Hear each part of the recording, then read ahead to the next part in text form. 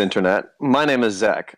Perhaps you recognize my glorious voice from what was once Aria Rose's Overwatch-themed YouTube channel. Even if you don't, I'm here now, ready to speak to the deaf void that screams my name every night when I crawl up into my bed. So today, Astro and I are going to be discussing the state of Overwatch's most popular heroes, let's say. The Overwatch League, and of course, Boycott Overwatch, which, if you aren't already aware of, well, you probably should do so as well. Now, some things are a mess right now, which is why we'll address those first. Clearly, some heroes are in worse shape than others, and certainly Astro's community has made a point of making it known to me who is suffering, and to him as well. And thusly, a little bit of representation for the heroes that don't receive enough love. How are you, Astro? I'm very well. We're finally back from the deathless void that was Aria's community after she stopped doing Overwatch. So, yeah, basically the idea behind this series is that Zach and I loved the Toxic Boogaloo series, and we thought that it really needed to be something that kept going, so we're gonna keep doing it in our little 1v1 talk-off, I guess, because I suspect there'll be a lot of debating. So certainly I can see us having at least a couple of disagreements on a couple of issues. Yeah, exactly. So, without further ado... let's begin. So, I guess the first thing we should talk about is the Boycott Overwatch thing, huh? Yes. This is something that originated from your camp. So you should probably be the one to explain it, because I haven't been the best at adhering to that policy. I mean, I haven't played the game, but I've certainly been watching Overwatch League. So, you know. Yeah, I mean, it's sort of a little movement that a friend of mine, Zavi Revert Mercy on Twitter, came up with, where basically the goal is just to make a statement about the state of Overwatch by simply not playing or supporting it. It's a pretty clear-cut objective. So basically, you don't want to be like doing anything Overwatch related. I mean, you can watch Overwatch League if you want, but the idea is really just not to do anything Overwatch related, because there's so many issues with Blizzard right now itself that if you're really supporting it, it is incentive for them to keep doing these stupid things they're doing. So, I mean, at least in part, what that sounds like to me is that you're saying that, so this company that makes this game that we enjoy, though they are sort of pushing the game in the right direction, in a sense, I'm sure that a lot of people can agree on that, with at least their attempts to deal with certain problems, such as the dreadful GOATS meta. But of course, I mean, that's a whole other subject on its own, talking about Brig. Yeah, exactly. But it seems to be that this is mostly a reaction to the behavior of Activision Blizzard recently as a corporate institution. Yes. They're firing staff and whatnot. But also there is a secondary effect, and I think that your Overwatch touched on this very well. I'm pretty sure that they're the one that did the video where they covered the fact that they are increasing the funding that Overwatch will be receiving, and the number of developers that they will have. And so that seems to imply to me that, at least in part, making a point now is the most effective, seeing as Overwatch is going to have so many more resources going forward to improve and to truly grow into a much better game than it is now. Yes, I think that between the resource management, with how much they're focusing way too much on Overwatch League, and just kind of the weird, not really working as well as they think it should, balance changes, and the really sort of unfortunate stripping of any sort of fun from many hero kits, it's a mess, and that's why you gotta boycott it right now, because you don't want to support this shitstorm that they're creating here. Yeah, but again, I think that this is more of a not don't support the game, but don't support the game in this state because we're not happy with it. That's what it seems like to me, at least. Yes, that is the case. Especially with Apex Legends on the horizon, pulling such high Twitch viewership counts. Oh, it's ridiculous. I'm sure that you yourself noticed that on the first couple of days, Apex Legends had already quadrupled whatever Overwatch viewership had at that time. And then with XQC no longer streaming Overwatch, streaming GTA 5 most of the time, that's given a severe death blow to the Twitch scene of Overwatch, obviously until the first day of the Overwatch League last week, I think that was on. Yeah, I mean, Friday. First of all, I'm just gonna say I'm not gonna cry any tears if XQC is not around, but yeah, I don't think many people will. But yeah, that's sort of a big talking point in Overwatch right now, because Apex Legends literally ended up with 25 million players in a week, and it wasn't even announced beforehand. Like, the game just came out, and it had 25 million players in a week. That's ridiculous. The big betrays Overwatch's 40 million, which 98% of which are Smurfs. I can't remember who said that, but I found that so funny. It's like, yeah, like Overwatch has 48 million glorious, the most large, the most amazing accounts. Oh, but God. all of them belong to a small group of people. I mean, even me, like, I used to only have one account, but then I was like, no, actually, I do want to be able to play at Silver, at Gold, and at Plat, and at Diamond. So, you know, like, I'm gonna have 4 accounts, that way I can play all these different heroes. So, yeah, like, you know, like, all these active users, it's especially true on Xbox and PS4, right? Like, where I'm sure the player count is heavily inflated by the number of Smurfs that exist. They can't even estimate how many Smurfs there are. I mean, our friend Lieutenant Dan, I think he has 13 Smurfs, and they're all in ranked, and they're all placed. Like, that's something that's unfucking believable. Like, really? Right. Well, yeah, I mean, it's different on PS4 from what I understand, because it's really easy to get new accounts going because you don't have to pay for it again.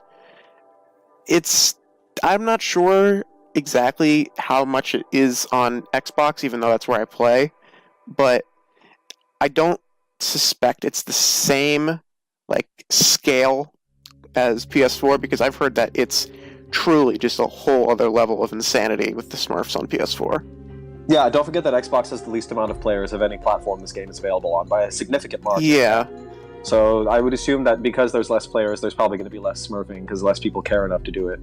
But, I mean, whatever. Yeah, I mean, I think you know exactly what we're talking about with, like, the queue times when we're playing on Xbox. Oh my fucking god. Yeah, this was that tweet that I tweeted at Aria, like, 3 weeks, or like 4 weeks, or maybe like it was like 4 months ago. I can't even remember. But I was trying to get into a fucking quick play game, and I had a 7-minute queue time, and it was like 4 p.m. EST. Like, there's no reason for that to be happening. Like, what's going on? Like, why is this game dead? Like, no, like, and like, even worse is, like, you know, I'll queue in Diamond, and I'll just be sitting there for like 15 minutes without any sort of indication of human life. It's incredible. Yeah, as soon as your SR goes above 3,000, like, the matchmaker says, actually, no, you have nothing better to do but to sit in the menus and listen to that strange ambient. Yeah, exactly. It's right, well, I think that deals with that. Yes. As far as hashtag boycott Overwatch, you've probably made your case quite clear.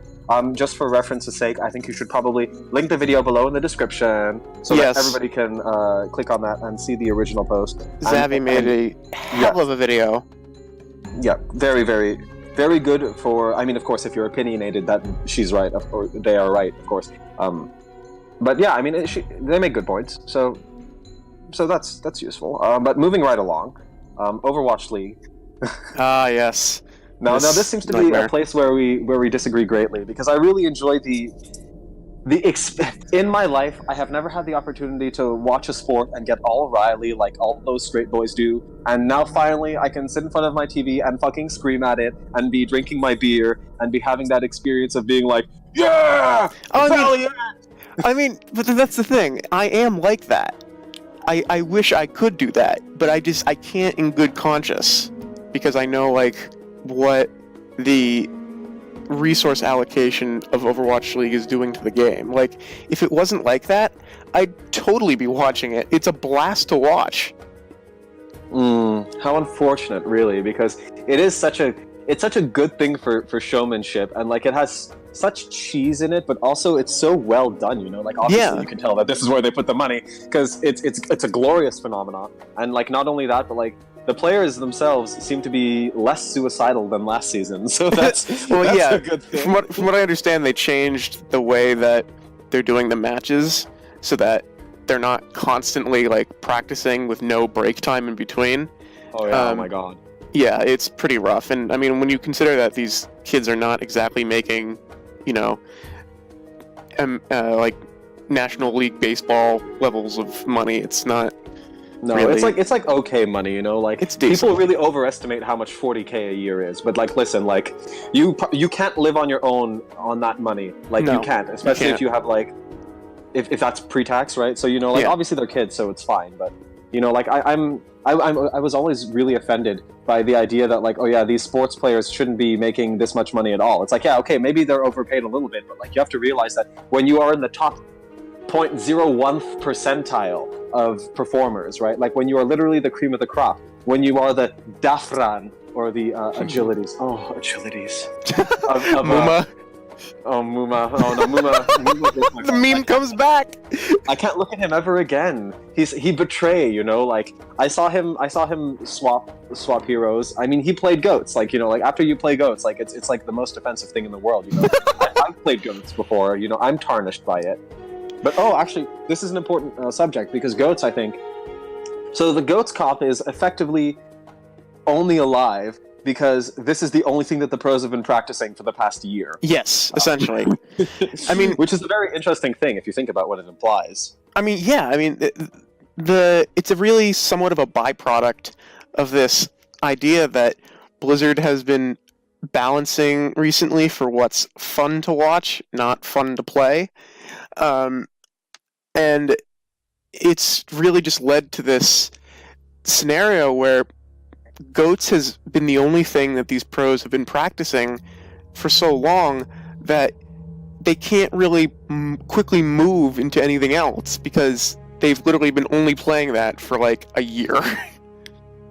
It's unfortunate, but we did see, I mean, we saw Symmetra, and we also saw a whole other heroes we pulled out. We saw Dafran come out with Torbjorn. Torbjorn. Like, game 1, round 1, Torbjorn on Ilios well. No regrets. Oh my god. No regrets. Exactly. Killed everybody. Won the team. Well, actually, it was mostly the Hanzo, because the Hanzo was able to defend his angles, but like Torbjorn sitting behind the Orisa shield, they had so much sustained fire, especially with the angles of the turret, like... It was really genius. And so that's good to see that there can be some amount of diversity, but I think that as time goes on, as people realize how fucking garbage Brig is now, they're going to realize, oh, we really shouldn't be playing this trash hero. And then they're going to stop playing her because she has been deleted. So, you know, that's that. Death of Goats. Yeah, exactly. Soon to come to a theater near you, hashtag Beyblade Meta Part 2. Oh my god, Nightmare Lifesteal Boogaloo. Oh my god. I have been seeing the plays that people are pulling off when like you just nano boost a Reaper or give him like a Zarya bubble. He just goes in there and just devours the entire enemy team and you just can't kill him. It's ridiculous. You know, the greatest part about all this is that Trump would think that May could put up an ice wall to keep Gabriel Reyes out, but she can't. No. Because his fucking ult will destroy it, and then the whole team will get wiped. Exactly. And then he will regain all of the health, especially if he's nano boosted. You know, what's that? It's like 255 DPS. Like, come on, like, you're not surviving that. And then he heals so much. Yeah, no. It's perfect. It's a perfect counter. It's the optimal counter for tanks. And like, oh, poor Orisa, she's gonna get super pounded by this. But like, you know, like, you see this at low elo, like, Reaper just like devastates the game. But whatever. Whatever, just screw them. Yeah, seriously, like, listen. It's not like Plat and below is 95% of the player base. We don't need to care about them. Jesus fucking Christ. Oh yeah, wait, I'm not in Masters, so my opinion doesn't matter. I forgot. You know, exactly, like, right? How could I forget, right? Who am I to speak? Yeah. Right, before I kill myself. Next topic. Very well. I think we're moving into the hero category here, where you're going to talk about the hero changes that you and your friends have been talking about, namely, completely disregarding my suggestions, which is all right. No, I'm not completely disregarding yours. You can pitch in. Of course. So, who's first? First up is Orisa. Beep-da-boop-beep-bop. Yeah, exactly. So this Orisa. This is Diego's baby here. So basically, Diego has always told me that the biggest issue with Orisa is that she just gets run over so quickly, which, you know, I don't think is too much of a stretch. She only has 400 health. She's almost completely immobile, and like half of that health is practically useless now because of the armor nerf. So, well, not practically useless, just statistically significantly worse. Yeah, exactly. So, really the only major suggestion that I've heard for Orisa is to put Fortify on a resource meter, which I think is... Yeah, I think it's a good idea. I think that could really help out, especially if it's like... It still has the 4 seconds total, but it has a faster startup, and say it has like a 2-second cooldown no matter what, even if you only use like half a second of it. That's really interesting, and I'm really behind that conceptually, because I can see a world where Orisa can just like pull up Fortify for 1 second to eat like a huge burst of DPS, and then just like walk forward and go which is what she does anyway, right? She just sprays and walks forward slowly, moving her shield from time to time. But I think that, like, especially like anything that would add more nuance to a hero's kit and raise the skill ceiling just slightly, not too much. I mean, managing defense matrix was something that was really hard when D.Va first got that rework, right? But it also made her absolutely unbelievably powerful. And I think that resource here for this ability is both a plus and a negative. It's a plus in the sense that they can't know when you have none left. Mm-hmm. So that's great, because that means that there's a mind game associated to it, and mind games are strong, which is what we learn from fighting games. Yes. So yeah, that's pretty good. I mean, another thing that I think that like people have been feeling poorly about Orisa is just how, I don't know, the ult feels. Like, you complained about this, like Diego complained about this. Oh, Diego, by the way, for anyone who doesn't know, is Astro's friend, who lovely boy, mid to high diamond player.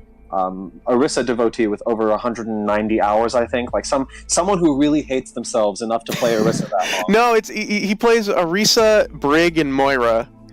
Oh jeez, literal toxicity. And he sometimes plays Soldier. He really likes his Soldier.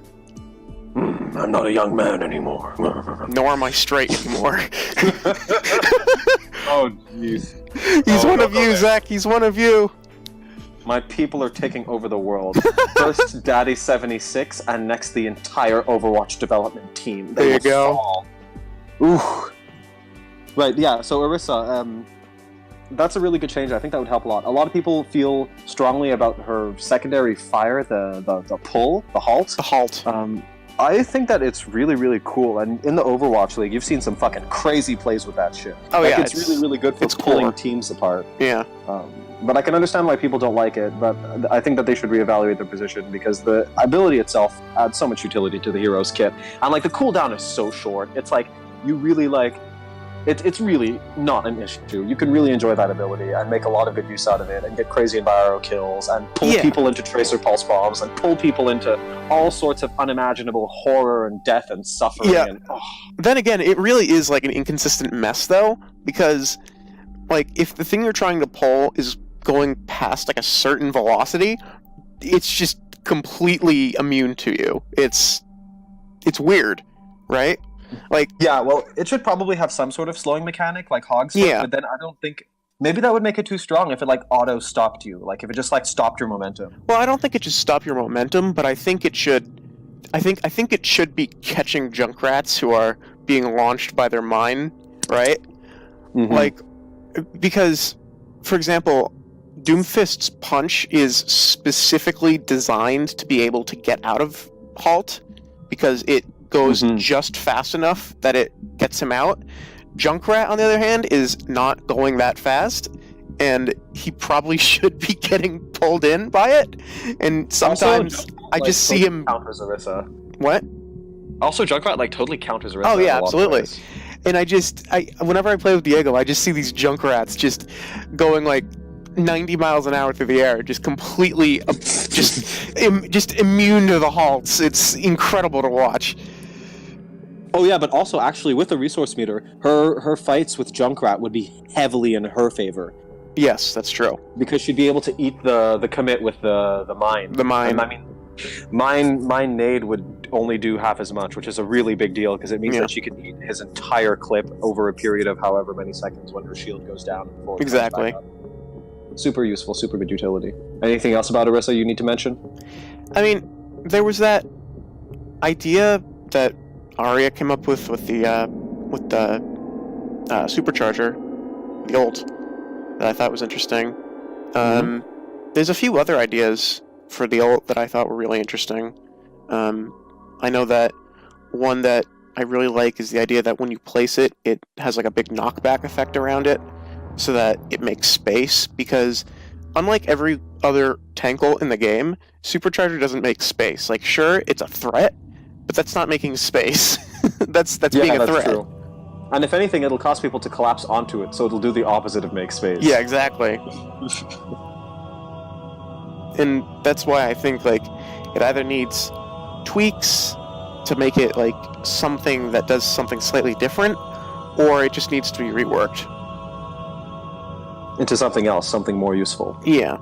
Something, say, that involves her stomping on the ground and causing people to cease their resistance. Well, yeah, that was Aria's idea, I know. Mm-hmm. EX stomp, you know? You gotta soft CC people, not hard CC. You're not stunned, you're just rooted. So it doesn't feel as bad, but it's still very, very good for the enemy team. It's the like one a that Junkrat is trap. executing the ults. Yep, like a Junkrat trap. Yeah, I think that would be really cool. It would also be really, really strong. And it would make her really good. Yeah, I mean, if it also made her, like, move faster, I think that would be cool. Like, after she stomps, she has a brief moment where she can move somewhat faster. Gallop. Yeah, she can, like, gallop. That'd be cool. Galloping Orisa. Oh my god. That the would horse be cool. theme. Yeah, because, I was just thinking, like, when you were saying how what she does is she sits behind her barrier and she slowly walks forward while shooting. I'm like, that is the slowest horse in the world. Literally, unfathomable. Yeah. And it's so funny because, like, the release trailer that they had for her is, like, apparently supposed to be her galloping, when it's just her walking. Like, it's supposed to give the illusion that she's going fast, which is so not true. Like, yeah, 5.56 meters per second. Nice try. Yeah, no, you're not going anywhere quickly. Next. Yes. Sombra. This is an interesting one. Olivia. Yes, exactly. It's an interesting character because the identity of the character is so specific that they might have somewhat of an issue, like, changing it without ruining the identity of the character. But, I mean, I think we have a couple ideas, right? I mean, for sure. I was able to gather a lot of information from the Sombra mains that I know, who are far better than me, by the way. Yeah. At Overwatch. Yeah. Far better. And the most common one that I got was, she's only bad because people suck in ladder. Yeah. And I think, that's okay.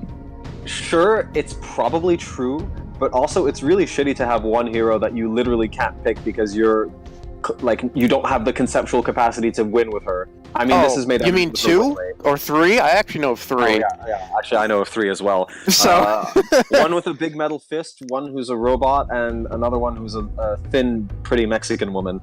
I mean, I know a 4th one. Oh, how could we forget? Yeah. After all that shit, how could we forget? Nani. We'll get to her eventually. Yeah. Olivia. Yes. So I think the first idea that really came up with is that the invis speeds should be reverted to 75%, but there should be some other drawbacks to it, such as there being, like, a shimmer effect every 5 seconds while on invis. So, like, for example, there would be an indicator to the Sombra player while invisible. It's like a countdown, and every 5 seconds there would be, like, a second of that shimmer effect that you get when you're nearby someone, except it would be visible at any range. And you know what? It could reuse the old translocator sound. You know, the ping. Yeah. That would be perfect, actually. Mm-hmm. So that's one idea we had, and we also had the idea that there should be no recovery on the invis. So, like, because I know that one big issue with Sombra is that when you come out of invis, she just screams, and there's like a... I was gonna do it, but like, you heard me be like... Yeah, exactly. She just, like, screams, and she can't do anything for, like, a second or something like that. 0.7. It's not terrible, but it's really sluggish. Yeah, so... It's 42 frames, which is really low. Yeah, we had the idea that basically there should be no recovery, so, like, this, if she's invisible and she pulls, like, the fire button or presses the fire button, she should just start firing and just come out of invis, right? It's ridiculous that there's any sort of awkward, like, frames where she can't do anything when the idea is to assassinate the enemy. Like, it's so dumb. Of course, the consequences of that would obviously be that she would become significantly more lethal, and she would be almost maybe too strong against immobile supports, but I don't think that that would necessarily be a problem, especially if she has like a shimmer that she needs to be Yeah, I was going to say, it's very offset by the shimmer.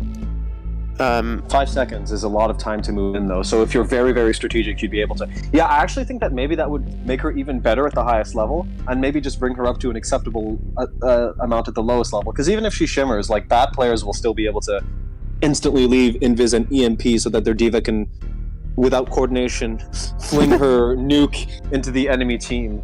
Well, I mean, that's Overwatch. Come on, like, we've all played the game. That's Overwatch. It's a bunch of bullshit that we have just naturally over time learned to accept. Inevitably, we're all Genji mains in our hearts. But yeah, I know. Poor Olivia. But the next thing we had was a 6-second hack cooldown, but a 4-second hack effect. So that's very interesting. Yeah. So basically, it just makes her active more, without making her like completely smothering.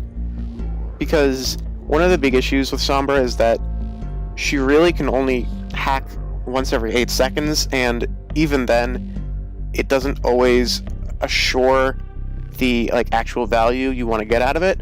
And then on the player's side who's getting hacked, you get hacked and you're just like, oh, well, I'm fucked. And then you sit there for 6 seconds or something, and you're just like, guess I'll die.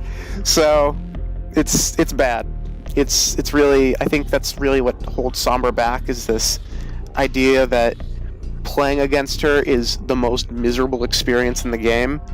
And that's why I feel like if she's going to be viable, they have to make her, one, more active with the hack, but also make the hack not last as long. It's true that being hacked is like a really not good feeling, especially if you're playing a hero that just like dies as a result of it. Doomfist, Bastion, all the heroes I play. Zarya. Yeah, no, it's just like I'll just be sitting there as Reinhardt, and I'll just be like, guess I'll die, and as I get hooked off the map. So it's a fun time. Space time with Hog 1.0. Yeah, oh my god. Oh, Hog 1.0 was a blessing and a curse. Oh, jeez. The memes that came out of that was incredible. I'm not down with the thickness. I am very much down with the thickness. I love the thickness. Jesus Christ. Okay, moving right along to the next unfortunate, pitiful hero. Oh, actually, no. There were two other things that we did for Sombra.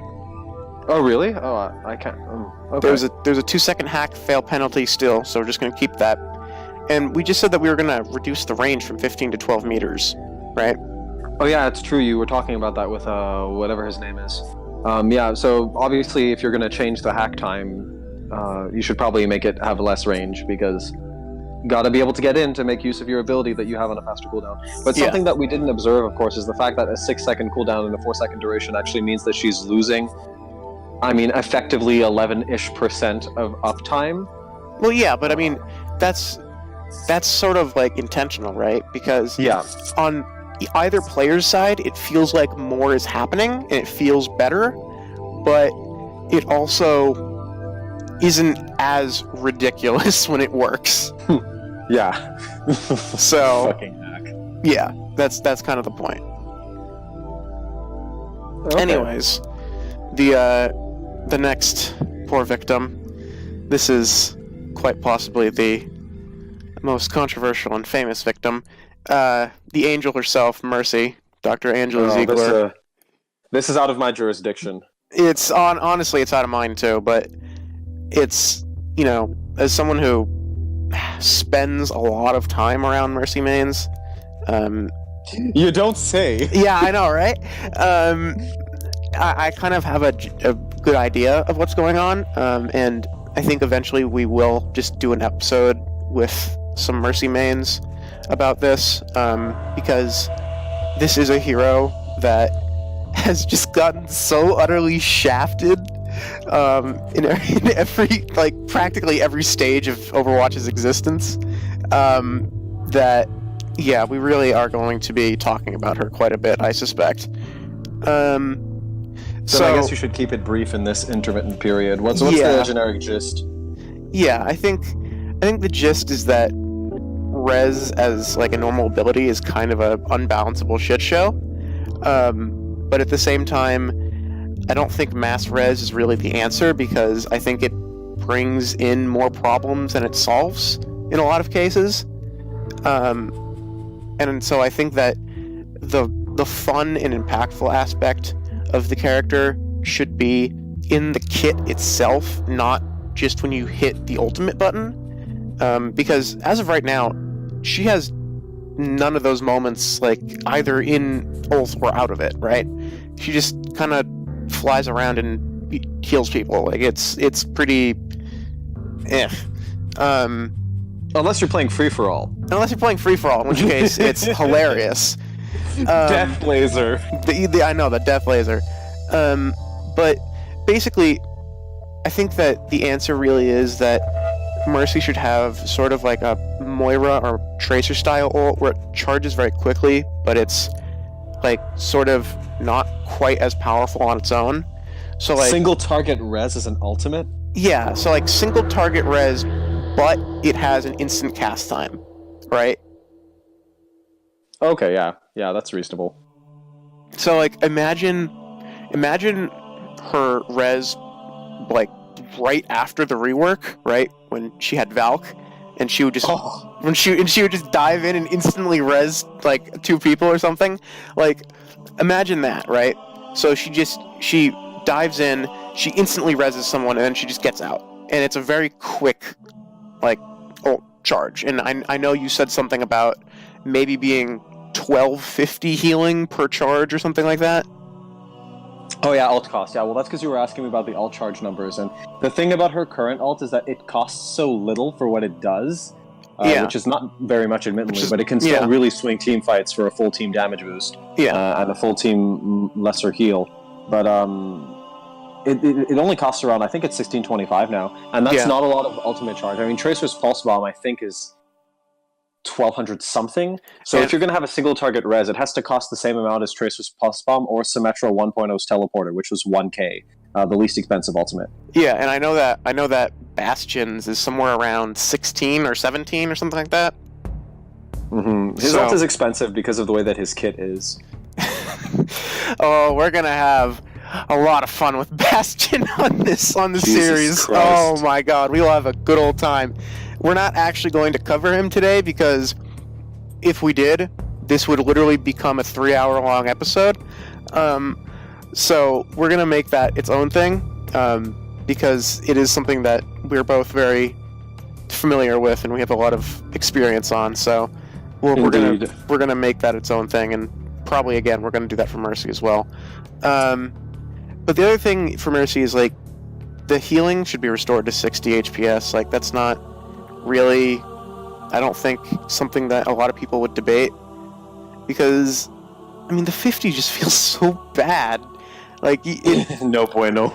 Yeah, no, like it literally feels garbage unless you're healing like a baby diva or a tracer. Like it's miserable, and it makes her practically useless with tanks, which I understand that she's not supposed to be the tank healer, but she should feel like she's doing something when she heals a Roadhog, because whenever, like, the few times I've played Mercy since the nerf, right, I'll sit there and I'll be healing my Roadhog and I'll be watching the health bar slowly go up like snail's pace, and I'm like, this fat fuck better use his vape right now or else I'm dead. Like, it's just because it's like I'm not doing enough, right? He's supposed to be my source of ult charge, but he's more like a death trap. He's like bait, right? Well, he will charge your ult. He'll fully charge your ult really quickly, but you'll probably die before that happens. Because he's just like a big, like not only is he an ult battery, he's a bullet magnet. He's like a big crosshair. Yeah, exactly. Everybody has auto aim for Hog because his hitbox is fucking. Yeah, exactly. As far as I remember, he actually has a larger hitbox than Reinhardt, which is quite funny. It's insane. Like his hitbox in terms of width is something like 3.5 meters or something like that. It's ridiculous. Reinhardt, wearing a full suit of armor, 500 health. Roadhog, facts. 600 health. There you go. He is the thickest boy. Oh my god. Poor Mako. We shouldn't make fun of him. I'm sure that if he went on keto, his condition would improve significantly, but also then he wouldn't have as much health, so it wouldn't be as much fun to play as him. Honestly, I think that a thin, like, muscly Roadhog would be just as tanky, but just fucking terrifying, because he would just sprint at you. That man would just instant transmission behind you and hook you into the nth dimension. Like, oh my god. Nothing personnel, kid. Exactly. Oh god. Anyway, so back to our angel here, Valkyrie. It's a mess. It's a mess. I know you don't like Valk. I know a lot of people don't like Valk. It's I think the fun part of Mercy, for me at least, is the Guardian Angel, right? And I think that's GA is really stupid. It's like so fast. It's very good. It's very, very good. And I think that is like the really fun aspect of her kit, but for me at least, the most fun I have in her kit is using Valk not to actually heal or anything like that, but just to fly around and shoot Widowmakers. Close in on them. Exactly, like, the flying is what, in Valk, that's the really fun part of Mercy for me. Like, GA is fun, right? But flying is a whole different experience, because I'm like, hell yeah, here, the AC 130 above, let's do this. Like, just decimate everything. Careful for the widows, though, because if you don't eliminate them first, you're just gonna get sniped out of the air. Oh yeah, exactly. It's like a fly swatter. Yeah, dude. The moth has fallen. Someone posted a really good concept for Mercy. You should link it down below. I think oh yeah, Jazz, good yes. girl. Yeah, link that down below. I don't absolutely think will. Much description, because like it's very evident that she did a very good job of assembling effective, clean graphics. I don't necessarily agree with it, but it's certainly a beautiful concept, and I think that a lot of people can back it, especially because of how much depth. Exactly. I mean, the profundity of Mercy's kit with those changes that she suggests, and I mean the one that I have the biggest problem with is giving Mercy 100 shields and making her have only 100 health. Yeah, I mean, I think that the big issue I had with her concept was just the res, like, not being a thing, but it's either way, it's an absolutely incredible concept that you all really need to check out, so I am going to be linking it down below. So really do go check it out. She did an incredible job. I think that probably does it for our Mercy, our angel friend. Yeah, just for now, I think there's a lot of things that we can talk about with Mercy, and if anyone wants to volunteer to come on and talk about her, I think that would be really fun. We could really get a good conversation going about this hero, and Most definitely. Yeah, and you don't have to support like her getting a full rework to join. Like, I really want to get as many perspectives as I can here. So yeah, I think I'm a Remainer, actually. I don't know, like, for the longest time I was like, oh, we have to rework Mercy, but like recently I've been like, actually, like, I still enjoy.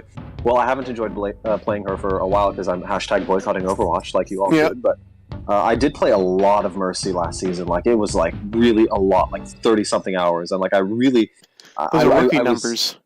No, listen. The rookie numbers. You should look at my time on Bastion. I already have like 60 last season or something like that. I am a mental health professional. I know my limits.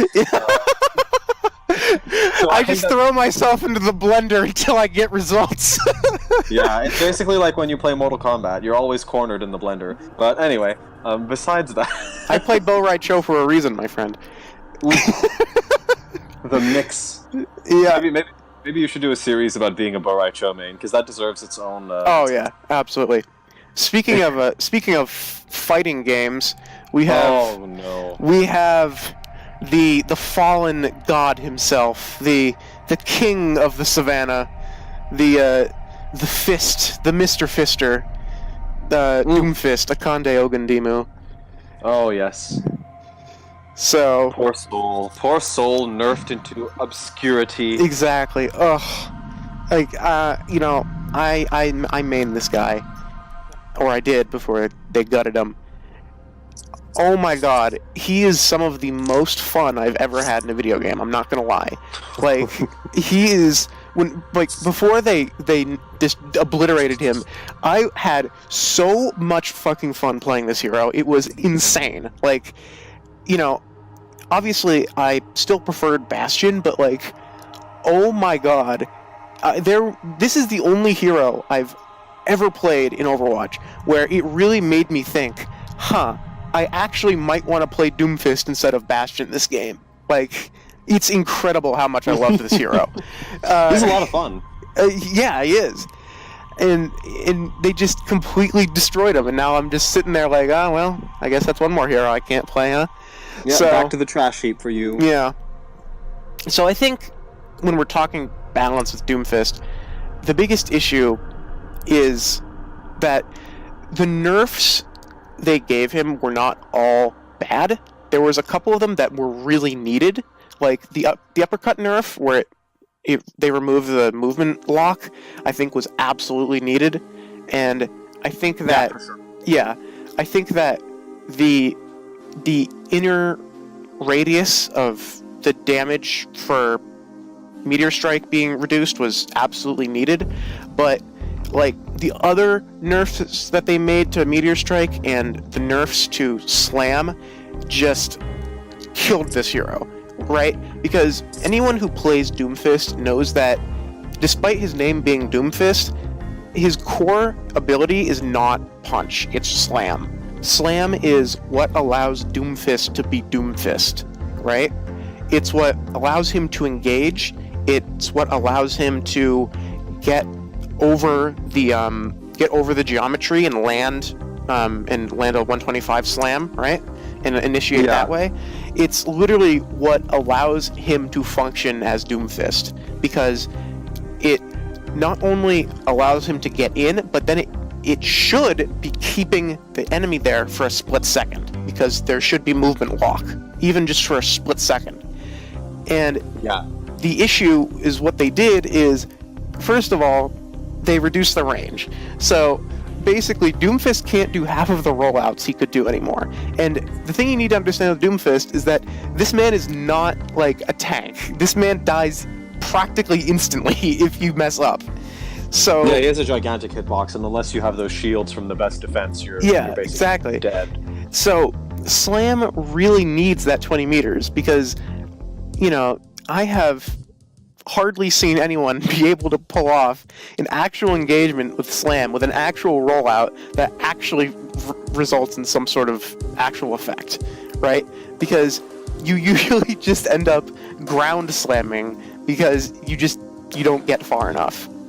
And then it has such little momentum, it's pitiful. It's pitiful. And then you have the pop-up. Oh, this was when I remember you and I tested this when we came out, and we were literally just groaning in voice chat. Like, fuck this. Yeah, like, actually, it's ridiculous because Doomfist as a hero, he's a melee character. He, in a game like Overwatch where there's so much mobility, he needs a way to keep the enemy in front of him, right? And that's what Slam was supposed to do. It pops you up for a split second where you can't air strafe, and that allows him to do things, right? This is a combo-based hero. This is not a punch bot, okay? If Doomfist is only punching to get the one-shot kills, you might as well pick Widowmaker or something like that, right? Or Hanzo, like, even better, Hanzo. Yeah, Hanzo, because fucking the arrows have, they're the easiest projectiles to hit with. They have huge autocorrect regions. The fucking logs that he fires melt everything. Exactly. And, a lot of people say, oh, it's the displacement. It's like, yeah, sure, there's displacement, but if you're going to play displacement, you could also just play Junkrat. Like, it's just...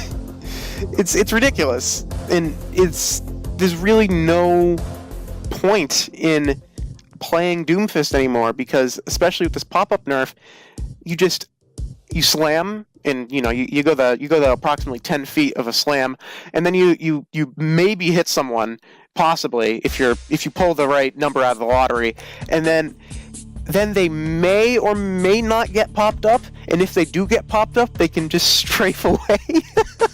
It's just like, wow, this is a really well done hero. I really feel like I'm having a good time when the character is an absolute buggy mess, and always has been a buggy mess. And now when the hero actually does work, it's garbage. Not a very good place to be. No, it's awful. Like, anyone who plays Doomfist has known the feeling, right, of slamming into, like, say, a perfect example is when you slam into the window on Lijiang Tower Garden of the point, right? There are so many times where you will see the indicator and you will press the button and you just won't go, and you'll just end up in the moat with the fish. It's just, and it's like, and it's just compounded by the fact that, everyone knows the feeling of slamming in, getting the pop-up, watching the enemy just slowly strafe away as you can't do anything. Even like the uppercut, like it's not really like reasonable to assume that you should always be able to get the uppercut afterwards, because they can literally strafe backwards out of the uppercut range. Like, like in the time that you slam, there is a split second where you cannot move, right? After you slam. And when you get the slam, you can't follow up with the uppercut if the enemy moves back in time to catch them, right? The hitbox doesn't work. It's insane. Like, the hero doesn't work. It just doesn't. And I know I remember so much bitching and whining about Doomfist, and I'm like, okay, yeah, he needs some nerfs, but he doesn't need to be dead. And then Doomfist is just murdered, and I'm sitting there thinking to myself, he didn't need to be dead, and everyone's cheering, and I'm like, you motherfuckers, yeah, I was having a good time. It's just, ugh. Yeah, Yikes. if you want to see like why Doomfist is no bueno, you can, and I wouldn't recommend this otherwise because I don't like Chipsa, but like Chipsa does a really good job of demonstrating what's categorically wrong with this hero. Or actually, if you want a somewhat better moral compass, you could check out Brandito. Brandito is true, yeah, Brandito, yeah. Brandito is he's an interesting character. I like him in some ways, and I really don't like him in other ways. But he's a good person you can check out. Another person you can check out who's not nearly as known is what's his name? Genji Deity. Get Quaked On. If you know them. Well, I'm sure that these people may or may not know them, so yes, that is discretion. This guy, Get Quaked On, he's an incredible Doomfist, and he actually is the person who a few months back released the video. It was like the 40 bugs with Doomfist, and it was really what allowed the devs to go in and fix a lot of them. Or I say fix. Christ. But yeah. So obfuscate. Yeah. Get Quaked On is an excellent Doomfist source, so check him out. He makes pretty good like montages with Doomfist too. Honestly, he's the thing I loved about Doomfist is that there were so many styles you could play, right? Like, for example, Chipsa is very brawly. Like, Chipsa's very much like a brawler Doomfist. Like, he always just wants to be in there, right? And he always wants to be in the big fights. Brandito is very much a rollout Doomfist. So what he would do is he would get to these crazy positions and like roll over, use slam to like roll over roofs and stuff like that. And that's how he would get his kills. And Get Quaked On is sort of in the middle. He's much more like conventional engaging and disengaging, but he mixes it up a lot, and I think that's part of what made Doomfist so fun, is that you had so many possibilities with the hero. Because right now, all you can do is like just punch. You punch, and then you use your two other abilities to get out, or your ult to escape, because the ult doesn't kill anything. Speaking of the ult, we had a suggested or actually, I should say that, yes, the suggested changes we are making to clarify are to revert the slam range and pop-up nerf. That's it, really. For Meteor Strike, sure. The changes that we were suggesting is, like, we should increase the total radius from 8 to 10 meters, and keep the inner radius the same, right? Mm-hmm. But it pops enemies into the air, kind of like Hammond's slam, right? Hammond's, like, I don't know, pile driver. Yeah. But it pulls the enemy towards the center, towards Doomfist. So it's like, imagine uppercut, but it pulls the enemy towards Doomfist, right? If you're on the radius of Meteor Strike. Because right now, when you get hit by Meteor Strike, you're sent to the edge of the effect, right? I think that they should reverse that and make it so that you're sent towards the center of it, right? It would certainly be useful for setting up combos, but then you'd have to have all your resources ready. Yeah, so I exactly. guess it would heavily increase the ceiling of your... The already absolutely nutty skill ceiling of Doomfist, yeah. Yeah, that's true. The nutty skill ceiling for the currently medium to low payoff. I mean, you're really better off playing Brig, but I think that Brig deserves a whole discussion video of her own, considering the complexities of her history and whatever. Yeah, like, Brig is the last character we're going to talk about, and it's going to be very ad-lib, because Brig is a hero that neither of us play, I think, much. Or do you? I mean, I played a lot of Brig. I have gold. You played a lot of Brig. Okay. Yeah. I mean, I have played Brig for maybe 100 hours across my accounts. Okay. I mean, I have her gold weapon too, but that's just because I thought it was a meme. I just love the fear in the enemy's eyes as a golden flail is heading towards them, and they're just like, "Oh fuck." First of all, it's not a flail; it's a noodle. It's a noodle. Yeah, it's a noodle. Pool noodle. It is a pool noodle. Yeah, I know. Diego will be very passionate about this.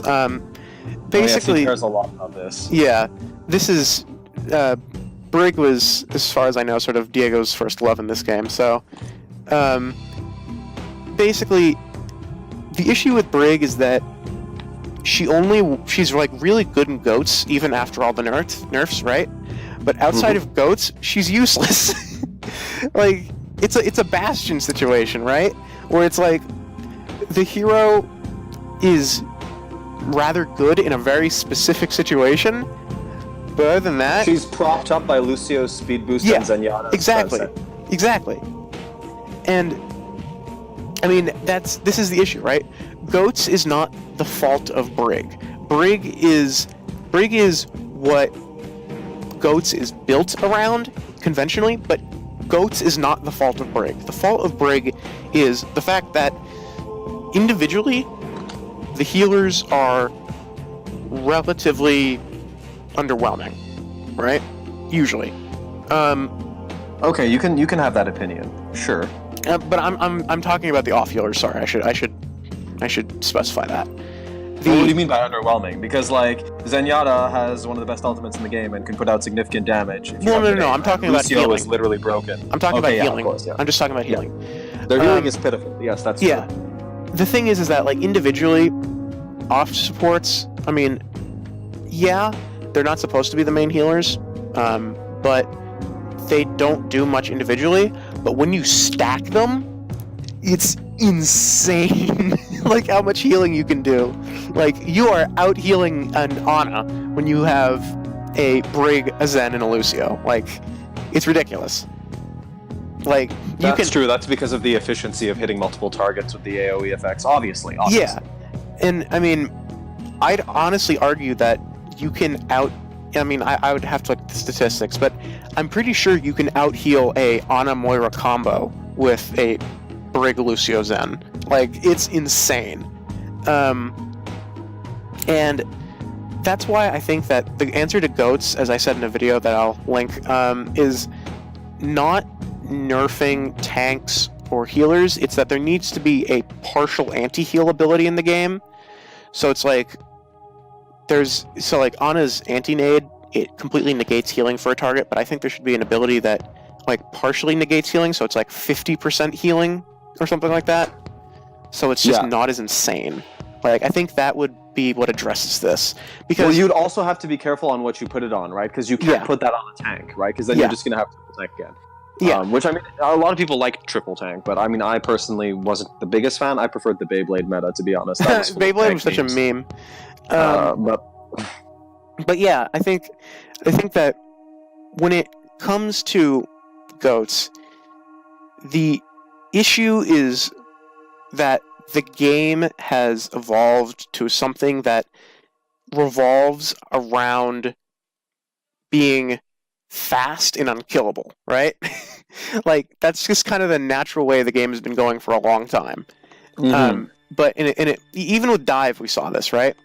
Like, it was about being fast, about getting in there quickly, and just, killing the enemy before they could kill you. With goats, the issue is that you get in there fast, and you can't really be killed, and you just murder everything by attrition. Well, certainly, all the barriers, all the big health pools, that extra brig armor, like, the healing. There are so many factors that, like, built this composition, right? Yeah. And now, as brig has been slowly nerfed over time, the factors have become less and less prevalent. The nerf to armor, and then her armor being temporary, and then all armor being dealt damage before given armor being dealt damage before normal health and shields and armor. Yeah. All these changes have made it so that, like, now, like, she's only good with this. Like, she's only good with this, effectively. Like, you cannot play her outside of this circumstance because the kit itself does not support a playstyle other than big bodies smashing into the... Exactly. And, like, also, the hero just needs a full rework, and I really don't think that we should get into this now because, this is going to really take way too much time. Yeah. But TLDR is that, like, Brig is not healthy for Overwatch, and she never has been, and it's only going to get worse now. But of course, not at the Pro League, because they're going to figure out ways to deal with her effectively. Like, one Ana anti-heal just, like, kills her instantly. Yeah, so. I mean, I wouldn't say that Brig by nature is unhealthy for the game. I think that the way that Blizzard implemented her was unhealthy for the game. I think that the concept behind Brig is excellent and is absolutely needed.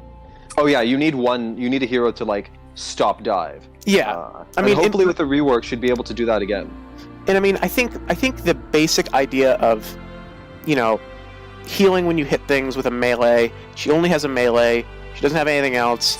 I think whip shot. I think the flail. I think the shield dash. I think the shield itself are great. I think the core concepts of her kit, the core abilities of her kit are great, but the specific ways in which they work need to be changed. For sure. She's supposed to be a tank support hybrid, right? Yes. And I think that the issue is that she needs to heal more and tank somewhat less, right? Because another issue is that she just fits so easily as, like, a all-in-one card, right? Mm-hmm. Because she can act as a tertiary healer, and the issue with a tertiary healer is that means that basically there's no downside to running her.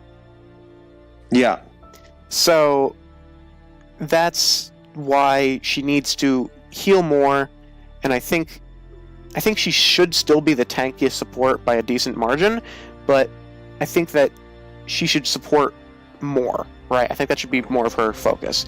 And I think that really the big, like, thing I disagree with the recent nerf that they did to armor is that they made it to natural and normal armor, right? I think that only natural and given armor. I think that only given armor should have the -3. The natural armor should have -5. I think that's perfectly fair. It's... Well, you did see that, like, the outcome of this, all that it did was make heroes like Soldier more viable, right? Heroes with faster firing and less damage. But I mean, I don't think that it's necessarily a bad thing, but it's really... I mean, your matchups versus Reaper and stuff are still improved by that armor. Yeah. So it's probably not a horrible thing, but combined with the other things... I mean, it makes... I mean, think about it. I mean, it absolutely shits on some heroes, right? It makes it so that... It makes it so that, Arisa's job is already harder than it already is. Yeah. This is why Orisa should have been changed in consequence of that. Like, if she's going to have 200, she needs to have that. She needs to have something to keep her alive more. Yeah. And I think it's just more bad news for Reinhardt. Yeah. And I think that any hero who has a significant amount of their health pool as natural armor just got practically shafted by this, because all of the heroes with a lot of natural armor are not mobile heroes. Well, except for D.Va. Okay, that's true, D.Va. But I mean, the thing with D.Va is that, I mean, she's enormous. Yeah, her hitbox is really big. And like, her critical hitbox is just unbelievable. And that's why I make the argument that they should revert the 400 health, 200 armor to the old 400 armor, 200 health. But maybe in the future that won't be a problem, especially seeing as she's been receiving so many tweaks. Yeah. So maybe that could work. I think that maybe it would. I think that would be good. I think another example of something like that is, I think Torb's Overload needs to give him 200 health now instead of 150, because like, it doesn't do as much as it needs to, because he's easy to hit. He has an enormous hitbox. So I mean, dude, he wins all the 1v1s though. So that's he's got true. That going for him. He's like Mei. He's got solid 1v1s. But he needs to. But I mean, he's a hero who's supposed to be supporting with supplemented fire, right? Mm-hmm. Yeah. And when you have a hero who needs to be getting in and out, right? Mm-hmm. He needs to have that moment of tankiness. And 150 armor now doesn't cut it. He needs the 200. True. It's not enough. And I mean, a good point. And I mean, if we're going to go to my baby here, Bastion. Oh dear.